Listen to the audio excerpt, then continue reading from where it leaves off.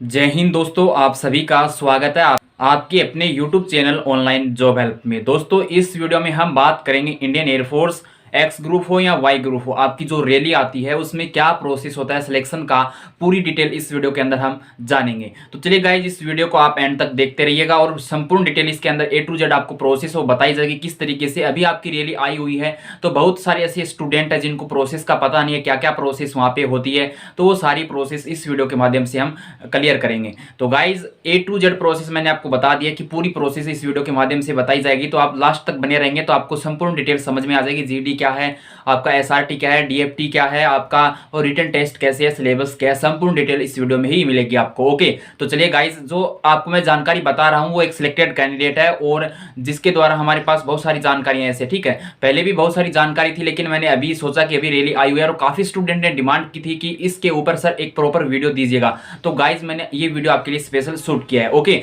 Tension मत लीजिए, पूरी डिटेल जो कि अभी ग्रूड कमांडो में अपनी ट्रेनिंग कर रहे हैं जो स्टूडेंट ने मेरे पास जो इन्फॉर्मेशन दिया था वो रिव्यू आपके साथ मैं शेयर कर रहा हूं।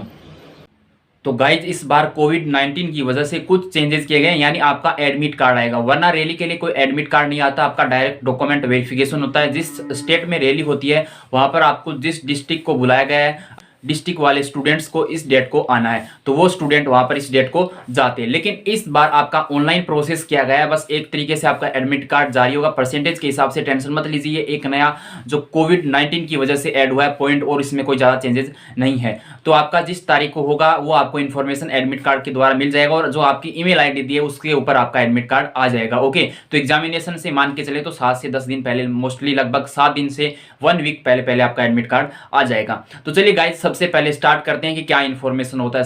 वहां पे गाइज आपका जो है एडमिट कार्ड देखा जाएगा। ओके, क्योंकि इस बार एडमिट कार्ड है। उसके बाद में गाइज आपका होता है फिजिकल। ओके, तो गाइज आपका क्या होता है फिजिकल के अंदर, सबसे पहले होता है 1.6 किलोमीटर की रनिंग। ओके, 1600 मीटर की रनिंग होती है, तो उसके अंदर आपको 6.5 मिनट का, यानी 6 मिनट आपका 30 सेकंड टाइम दिया जाता है। लेकिन मोस्टली रैली के अंदर जो रिव्यू देखने को मिले आज तक मेरे को, उसमें से लगभग 6 मिनट यानी फुल टाइम मिलेगा आपको। जो कैंडिडेट्स दौड़ आराम से कर लेगा तो उसकी कोई दिक्कत नहीं है, फुल चांस दिया जाएगा। ओके, और जो कैंडिडेट्स दौड़ नहीं कर पाता है तो उसकी प्रॉब्लम है गाइज। देखो, स्टेमिना बनाना पड़ेगा, 1600 मीटर ज्यादा कोई रनिंग नहीं है। उसके बाद में गाइज होता है आपका पुशअप होता है, 10 पुशअप होता है और 10 सीटअप होता है और 20 स्क्वाट्स होती हैं। ओके, तो वो आपको करना है। अब पुशअप के अंदर क्या है कि बहुत सारी प्रॉब्लम्स आपको आती है, जैसे कि आपका हाथ कांपता है, और जो आपको है ना बताया जाएगा कि किस तरीके से पुशअप यहाँ पे करनी है, तो उसी तरीके से रूल है उनका फॉलो करना है आपको। पुशअप एक बार करके दिखाया जाएगा, वहां पे जो अधिकारी होते हैं और एयरमैन होते हैं सब अच्छी तरीके से आपको समझाएंगे, अच्छी तरीके से समझाएंगे, बिल्कुल ए टू जेड प्रोसेस कि ऐसे ऐसे करना है। और स्मार्ट बनने की कोशिश बिल्कुल भी वहां पे नहीं करना है आपको, ठीक है। उनकी नजरों में आना नहीं है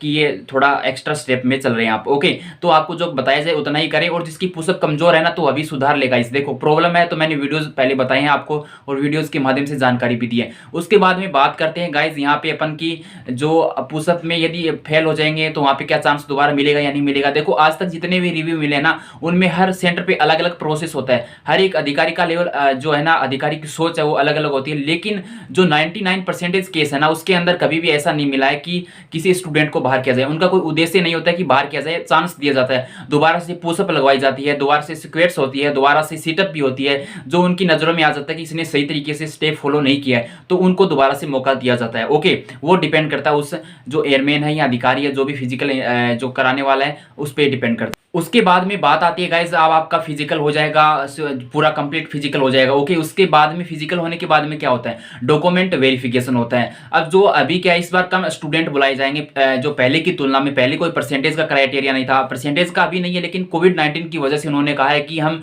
लिमिटेड ही स्टूडेंट बुलाएंगे ताकि वहां पे भीड़ ना हो। ओके, तो जो ज्यादा परसेंटेज वाले स्टूडेंट है उन्हीं का एडमिट कार्ड आएगा, लेकिन आपको टेंशन लेने की जरूरत नहीं है। लगभग मुझे है कि कम परसेंटेज जो सैम 50 पर है उनका थोड़ा कम चांस है। कौन से डिस्ट्रिक्ट से कितने स्टूडेंट यहाँ पे अप्लाई किए हैं फॉर्म, उसके हिसाब से आपको बुलाया जाएगा।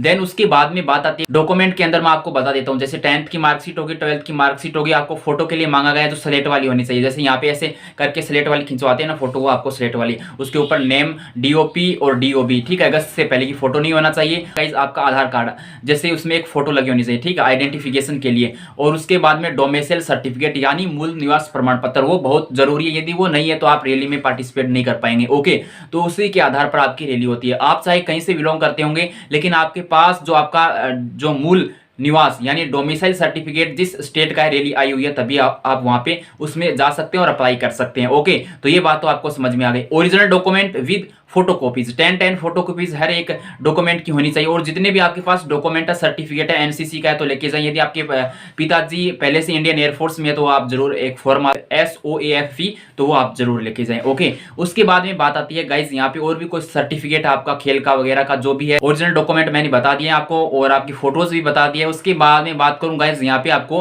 आपकी ईमेल आईडी वगैरह सही तरीके से आपको याद होनी चाहिए। उसके अंदर कोई भी आपको डॉक्यूमेंट वहां पे फिलअप करवाए जाएंगे तो उसके अंदर कोई भी गलती आपको नहीं करनी है। उसके बाद में बात आती है गाइस, जब डॉक्यूमेंट वेरिफिकेशन हो जाता है तो आपको चांसेस दिया जाता है कई बार। ओके, कई बार क्या होता है कि मिस्टेक आ जाता है उसमें, तो उसमें भी आपको चांस दिया जाता है। जैसे आपका आधार कार्ड में नेम सही नहीं है, DOB कंप्लीट नहीं है, तो वो आपके बहुत सारे ऐसे केसेस आते हैं। ठीक है, तो गाइस डॉक्यूमेंट का जो वेरिफिकेशन है कंप्लीट होने के बाद में लगभग जो भी स्टूडेंट होते हैं, जितने स्टूडेंट वहां पे बुलाए गए हैं उसके हिसाब से वहां पे कैपेसिटी होती है और उसके अकॉर्डिंग उनका टाइम लगता है। डॉक्यूमेंट वेरिफिकेशन कंप्लीट होने के बाद में उसके साथ साथ आपको लेके जाना है जो बोला हुआ है कि SB पेंसिल है, ब्लैक या ब्लू पेन है, ग्लू स्टिक है, स्टेपलर वगैरह जो भी है आपको फोटो वगैरह चिपकाने के लिए डॉक्यूमेंट वेरिफिकेशन के लिए, तो वो आप एक दो पेयर के अंदर ले जाए, 2 ब्लैक पेन या 2 जो भी ब्लू पेन है। ओके, वो अपने हिसाब से एडजस्टमेंट कर ले, वो आपको ज्यादा बताने की जरूरत नहीं है। 1 घंटे का समय लग जाता है। उसके बाद में आपका जो स्टार्ट होता है एग्जामिनेशन, तो रैली के अंदर एग्जामिनेशन होता है, X ग्रुप का हो या Y ग्रुप का,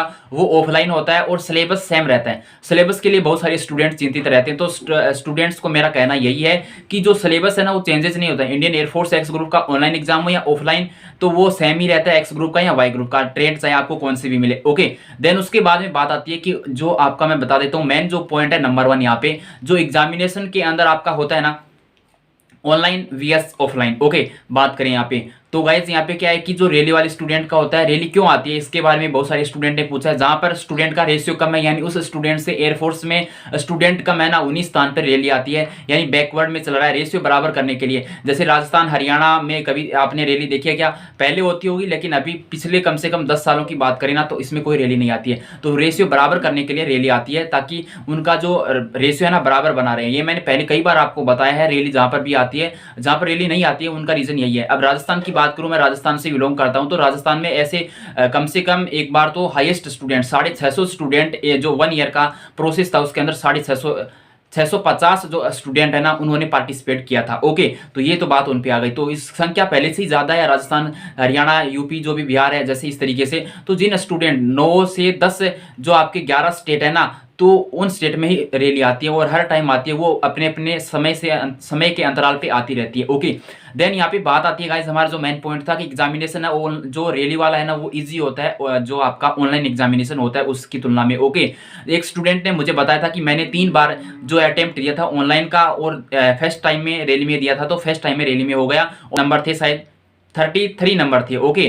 तो उसने बताया था 33 जो आपके ऑनलाइन एग्जामिनेशन में थे, जबकि उसके रैली की बात करें ना तो रैली के अंदर उसके 42 या 43 मार्क्स आ रहे थे, जो कि अभी गरुड़ कमांडो में अपनी ट्रेनिंग कर रहा है। ओके, तो उसने ये इन्फॉर्मेशन शेयर किया था कि सर जो हमारी रैली हुई थी वो महाराष्ट्र से बिलोंग करने वाला था, जिस स्टूडेंट ने हमें ये इन्फॉर्मेशन दी थी। इसके बाद में बात करें तो गाइस हमारे साथ बहुत सारे ऐसे स्टूडेंट लगातार जुड़े हुए जो इन्फॉर्मेशन देते रहते हैं। इसके बाद में बात करें गाइज, आपका X ग्रुप का एग्जामिनेशन हो तो सेम जो ऑनलाइन एग्जाम का पैटर्न होता है सेम वही आता है, बस आपका ऑफलाइन होता है और उसमें OMR सीट आपको दी जाती है। तो आपको गलती से सोच समझकर आंसर देना। 4 ऑप्शन होंगे जो आपने OMR सीट में तो कभी पेपर दिया ही होगा। तो गाइज X ग्रुप की बात करें तो X ग्रुप में वही सेम प्रोसेस रहता है। आपका इंग्लिश आता है 20 नंबर का और 20 क्वेश्चन होते हैं। ओके, 25 मैथमेटिक्स के जो 12th बेस पे होता है और 25 फिजिक्स के जो कि आपके 12th बेस पे होते हैं। ओके, ये आपका टोटल होता है 70 नंबर का पेपर। उसके बाद में आती है Y ग्रुप की बात। तो Y ग्रुप में 2 सेक्शन होते हैं।